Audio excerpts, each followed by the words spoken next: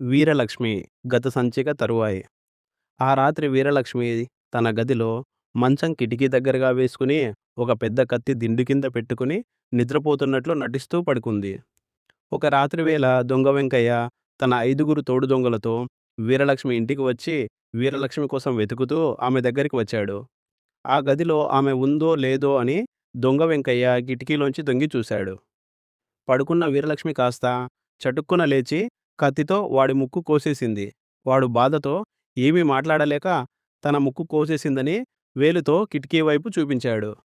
వీరలక్ష్మిని గుర్తుపట్టి వాళ్ళని కూడా చూడమంటున్నాడనుకుని దొంగ ఒక్కొక్కడే తొంగి చూడను, వీరలక్ష్మి వాడు ముక్కు కోసేయను, మళ్ళీ వాడు బాధతో మాట్లాడలేక సైగ చెయ్యను, మళ్ళీ ఇంకోడు తొంగి చూడను, వీరలక్ష్మి వాడి ముక్కు కోసేయను, ఇట్లా 6గురు ముక్కులు కోయించుకుని పారిపోయినారు.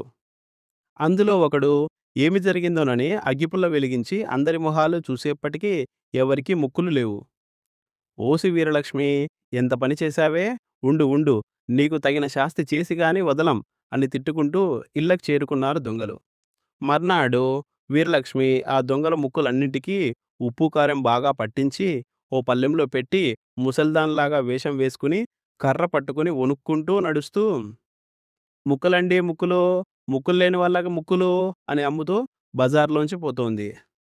అదే సమయంలో దొంగల ముఠాలో ఒక దొంగ బజార్లో సామాన్లు కొనుక్కుందామని ముక్కుకి బట్ట అడ్డం పెట్టుకొని వస్తూ వీరలక్ష్మి కేక విని ఎంతో సంతోషపడి వీరలక్ష్మిని పిలిచి, ఏమిటి అమ్ముతున్నావు అవ్వా అని అడిగాడు.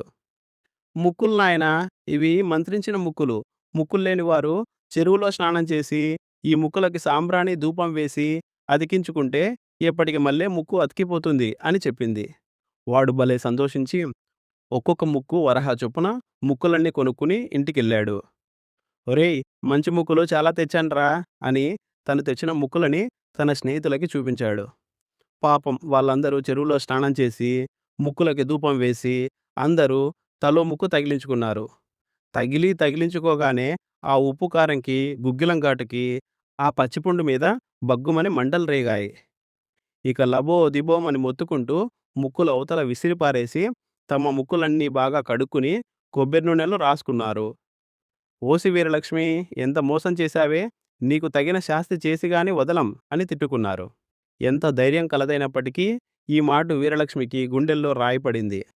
వాళ్ళు ఇవన్నీ తనే చేసినట్టు గ్రహించి ఇంకా పగ పూనుతారని, తను ఒక్కతి వలన ఏమీ కాదని, తన అక్క సహాయం కూడా కావాల్సి వస్తుందని ఆవిడతో ఇట్లా చెప్పింది. అక్కయ్య, నేను చెరువుకు వెళ్ళినప్పుడు ఒక దొంగల ముఠ ఒక దుబ్బుచాటున కూర్చుని ఇవాళ మన ఊర్లో దోచుకోవాలని ఆలోచన చేస్తుంటే నేను విన్నాను.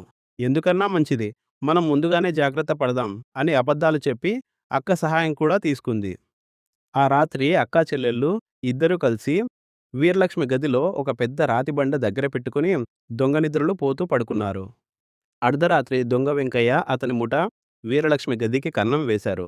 వీరలక్ష్మికి శాస్తి చేయడానికి ఇదే సమయంరా, ఈ మాట తప్పకుండా నా చేతిలో చిక్కిందని హుషారుగా కన్నంలో ముందర కాళ్ళు పెట్టి దూరాడు దొంగ వెంకయ్య. వాడు బాగా నడుము వరకు వచ్చేదాకా ఆగి రాగానే చప్పున లేచి ఆ పెద్ద రాతిబండని వీరలక్ష్మి, ఆమె అక్కగారు కలిసి ఎత్తి వాడి నడుం మీద పడేశారు.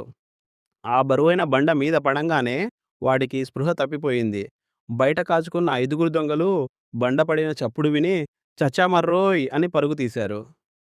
వీరలక్ష్మి, ఆమె అక్కగారు కలిసి దొంగ వెంకయ్యని ఒక పాత కొయ్యపెట్టెలో పెట్టి పైన తాళ్ళతో కట్టారు. తెల్లవారేలోగా వీరలక్ష్మి ఆ కొయ్యపెట్టికి పసుపు రాసి కుంకుమ బొట్టు పెట్టి మళ్ళీ తను ఇంకో ముసల్దాని వేషం వేసుకుని ఆ పెట్టెని ఒక బండి మీద చెరువుగట్టుకు చేర్చి అక్కడ కూర్చుంది. తెల్లవారిన తర్వాత మన 5గురు దొంగలు ఆవుల్ని మేపుకోవడానికి అక్కడికి వచ్చి ముసల్దాని రూపంలో ఉన్న వీరలక్ష్మిని చూసి, అవ్వా, ఆ పెట్టెలో ఏముంది అని అడిగారు. ధనం నాయనా, ఈ ధనమంతా ముసలిదాన్ని నేనేం చేసుకుంటాను, ఏ కాపువాడికన్నా ఇచ్చి ఓ ఆవుని తీసుకుని పాడి చేసుకుందామని చూస్తున్నాను అంది. అయితే అవ్వ, మాకిస్తావా ఆ పెట్టె, నీకు నచ్చిన ఆవునిస్తాము అన్నారు దొంగలు. అంతకన్నానా నాయనా, కానీ ఇది మా పూర్వీకుల సొత్తు. అంతకన్నానా నాయనా, కానీ ఇది మా పూర్వీకుల సొత్తు. ఈ పెట్టెని జాగ్రత్తగా తెరవాలి. మీ ఇంటికి వెళ్ళి స్నానం చేసి పెట్టెను పాలతో కడిగి దీపారాధన చేసి సాంబ్రాణి పొగ వేసి కొబ్బరికాయ కొట్టి గాని దీన్ని తెరవకూడదు. ఈ లోపల తీశారా, దీనిలో ఉండే లక్ష్మి దెయ్యమై మిమ్మల్ని పీక్కు తింటుంది. జాగ్రత్త అని చెప్పి ఆ పెట్టెని వాళ్ళకిచ్చి, ఆవుల్లోకెల్లా మంచి ఆవుని, దాని దూడని ఇంటికి తోలుకొని పోయింది వీరలక్ష్మి. ఈ 5గురు దొంగలు "ఒరేయ్! మన పంట పండిందిరోయ్" అని సంతోషిస్తూ ఆ పెట్టెని మోసుకొని పోతున్నారు. పోయిన కొద్దీ ఆ పెట్టె బరువు ఎక్కువవుతోంది. కొంత దూరం వరకు ఓపిక పట్టి ఎలాగో మోశారు పాపం. ఇక ఆ తర్వాత మొయ్యలేక "ఏమైతే అయింది. ఇంక మొయ్యలేం బాబూ! నడుం బద్దలైపోతోంది" అని కింద పడేశారు. పెట్టె కింద పడటంతోటే ముక్కలు ముక్కలయిపోయింది. అప్పటి వరకు లోపల స్పృహ తప్పిన వెంకయ్య కొంచెం గాలి తగిలి "ఊ" అని మూలిగాడు. ఆ మూలుగు విని "నిజమేంట్రోయ్ బాబోయ్! దీంట్లో లక్ష్మి దెయ్యమైంది" అని 5గురు ఒకటే పరుగు. ఈ లోపల గాలి తగలడం వల్ల ఊపిరి సలిపి వెంకయ్యకి తెలివొచ్చి లేచి కూర్చున్నాడు. "బాబోయ్! దెయ్యం లేస్తోందిరోయ్" అని కేకలు పెట్టి ఇంకా వేగంగా పరుగు తీశారు దొంగలు. పాపం దొంగ వెంకయ్య తన స్నేహితుల్ని గుర్తుపట్టి "ఒరేయ్! ఏమిట్రా అట్లా పరిగెత్తుతున్నారు? నాకోసం ఆగండిరా" అని వాళ్ళ వెంట పడ్డాడు. ఓరి బాబోయ్! దెయ్యం వెంబడిస్తోంది అని వాళ్ళు ఇంకా పరుగులెత్తారు. వాళ్ళ ముందు, దొంగ వెంకయ్య వాళ్ళ వెనక. ఇట్లా పోగా పోగా ఆ 5గురికి అలసట వచ్చి ఇక చస్తే చచ్చామని రొప్పుకుంటూ ఓ చెట్టు కింద చేరుకున్నారు. ఇంక దొంగ వెంకయ్య కూడా రొప్పుకుంటూ వీళ్ళని చేరుకున్నాడు. "ఒరేయ్! అదేమిట్రా దెయ్యం వెంటబడినట్లు ఆగమన్నా కూడా ఆగకుండా అట్లా పరిగెత్తారు" అని అడిగాడు. అప్పుడు ఆ 5గురు దొంగ వెంకయ్య మొహం ఎగాదిగా చూసి "ఓరి నువ్వట్రా! దెయ్యమని హడలి చచ్చాం. సరే ఆ పెట్టెలోకి ఎట్లా వచ్చావురా?" అని అడిగారు. అప్పుడు దొంగ వెంకయ్య జరిగిందంతా చెప్పాడు. "ఓసి జిత్తుల మారిది ఎంత పని చేసింది? నిన్నీ పెట్టెలో పెట్టి పూర్వీకుల సొత్తని మమ్మల్ని మోసం చేసి అంటగట్టి మన ఆవుల్లోకెల్లా మంచి ఆవుని, దూడతో సహా తోలుకుపోయింది. ఇంక మళ్ళీ దీని జోలికి వెళ్ళామా ఈసారి మనల్ని ప్రాణాలతో బయట పడనియ్యదు" అని వీరలక్ష్మిని తిట్టుకుంటూ ఇళ్ళకి చేరుకున్నారు. కొన్నాళ్ల పాటు వరుసగా దొంగలు రాకపోవడం చూసి వీరలక్ష్మి ఇంక దొంగలు భయపడి రావడం మానేశారని నిర్భయంగా ఏ భయము లేకుండా ఎప్పట్లాగానే ఉంటోంది. ఇంకా ఉంది.